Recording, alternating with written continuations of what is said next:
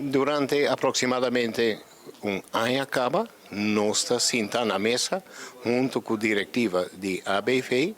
e o representante trabalhando na IMSAM e o time de IMSAM nós está mirando como nós podemos chegar a outro para dar uma melhor qualidade de contrato na turnos empregados. E me está muito orgulhoso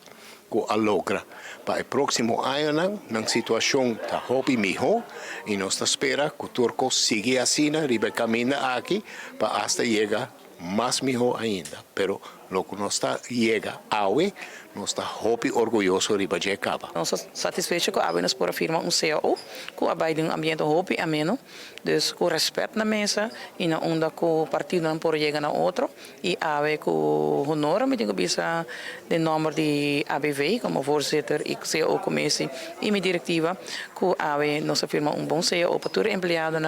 e membro laborando na IMSAM, onda com na indexering door de inflatie, bonus hoor melhorar